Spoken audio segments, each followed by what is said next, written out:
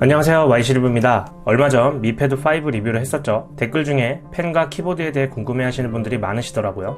미패드 5를 배송받고 바로 다음날 펜과 키보드 케이스가 와서 사용해보고 오늘 이렇게 따로 영상을 제작하게 됐습니다. 짠! 우선 샤오미는 정말 애플 바라기인 듯 합니다. 펜과 키보드에서도 애플의 냄새가 나더라고요. 패키지는 이런 식으로 구성되어 있고요. 구성품은 펜 같은 경우 펜과 추가 소프트 펜촉과 설명서, 키보드는 일체형 키보드 케이스로 구성되어 있습니다. 펜 색상은 블랙으로 펜 길이는 약 15cm 정도 되고요. 디자인이 어디서 좀 많이 본 듯 하죠. 전체적으로 둥글둥글한 모양이지만 이렇게 한쪽 면만 플랫하게 되어 있습니다. 애플 펜슬 2세대랑 되게 비슷한 모양인데요. 상단에 샤오미 레터링과 옆에는 두 개의 버튼이 있습니다. 펜촉은 뾰족하지도 너무 뭉툭하지도 않고 적당합니다. 이전에 레노버 프레시전 2 펜 같은 경우에는 따로 타입C 충전을 했었는데 샤오미 같은 경우는 와, 이것마저 똑같네요. 펜에서 이 플랫한 부분이 패드의 마그네틱 바에 이런 식으로 붙는 부분이고 거치뿐만 아니라 이런 식으로 충전까지 가능합니다. 1분 충전에 20분까지 사용 가능하고요. 충전 속도가 얼마 안 돼서 금방 80%까지 차 있더라고요. 완충 시에는 최대 8시간까지 사용이 가능합니다. 이런 거치 및 충전 형태는 아이패드 프로 3에서부터 볼 수 있었던 거지만 절반도 안 되는 가격 제품에서 이렇게 사용할 수 있다는 건 소비자로서는 좋네요. 버튼 2개 중 아래 버튼은 노트 앱에서 메모 시 펜 색이나 모양을 바꿀 수가 있고 길게 누르면 지우개 사용이 가능합니다. 또한 스크린 터치 시 길게 누르면 노트 앱이 실행됩니다. 그리고 윗 버튼은 스크린샷 버튼이고요. 버튼을 누르면 원하는 영역만큼 표시해서 스크린샷을 할 수 있고 원형, 사각 모양으로 가능하고 스크린샷된 부분에 마크업을 할 수 있습니다. 240Hz 터치 샘플링 속도에 4096 필라펜, 팜 리젝션을 지원합니다. 샤오미 펜슬은 WGP와 와콤 AES 2.0을 지원합니다. 레노버 프리시전 2 펜과 동일하다고 보시면 되는데요. 레노버 P11은 WGP고 P11 프로는 AES거든요.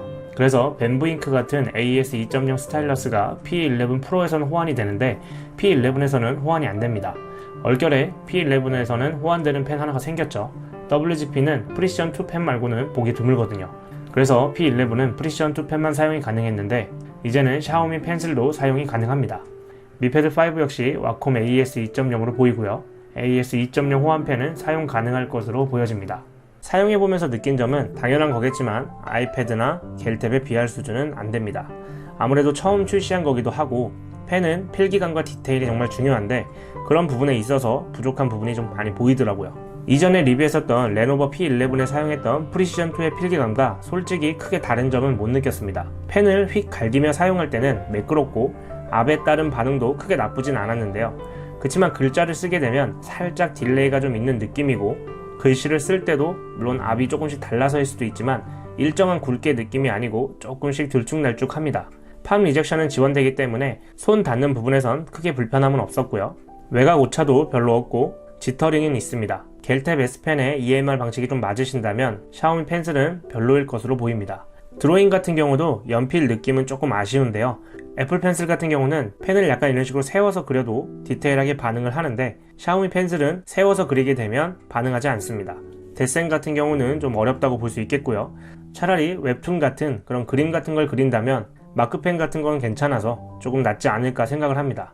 기본 노트 앱에서 사용 시 펜 버튼 사용이 가능하고 스퀴드나 뱀부 페이퍼 같은 경우는 버튼 사용이 불가합니다. PDF 파일 같은 건 앱을 통해 불러내기를 해서 문제풀이나 간단한 필기 같은 경우는 괜찮을 것 같고요. 필기를 좀 많이 하게 된다면 조금 불편할 수 있을 것 같아요. 키보드 케이스 같은 경우는 가죽 느낌으로 빌드컬이 괜찮습니다. 그렇게 저렴해 보이지 않아요. 앞뒤판이 나뉘어있지 않고 일체형으로 뒷판을 붙이고 중간에 포코핀을 꼽아서 이런 식으로 거치해서 사용을 할 수가 있습니다. 레노버 P11 같은 경우는 뒷판과 분리형이라 뒷판을 조절해서 거치를 했었는데 여러 각도로 거치할 수 있다는 장점이 있고 미패드는 한 각도로만 거치해서 사용을 할 수 있습니다.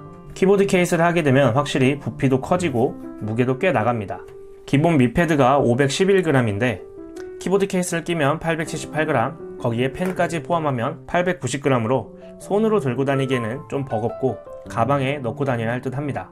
키보드는 전체 영어로 되어 있고 숫자키 포함 기본 키만 구성되어 있습니다.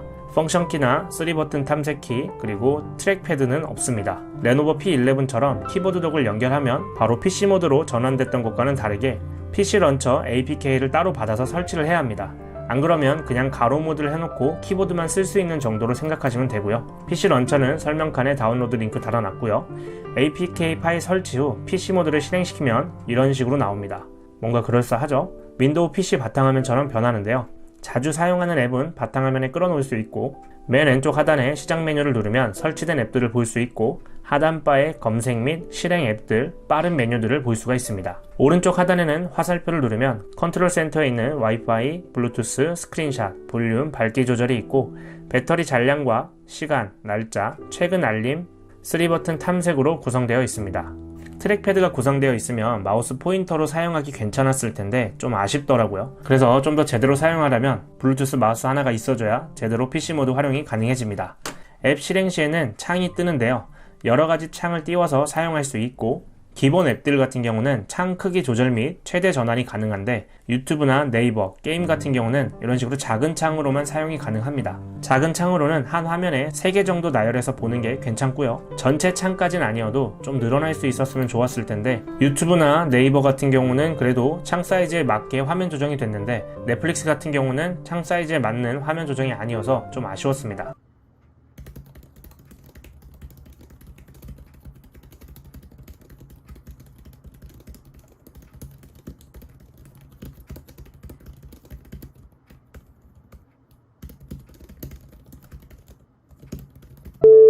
전용 키보드 케이스와 펜슬을 합쳐서 16만원 정도 더 추가해서 구매를 했는데, 펜과 키보드가 둘 다 생각보다는 좀 별로였던 것 같아요. 분명 생산적인 작업 및 학습용으로 있으면 없는 것보다는 훨씬 낫습니다. 필기를 정말 많이 해야 하는 용도라고 한다면 아쉬워도 갤럭시 탭 S펜이 좋을 듯 하고요.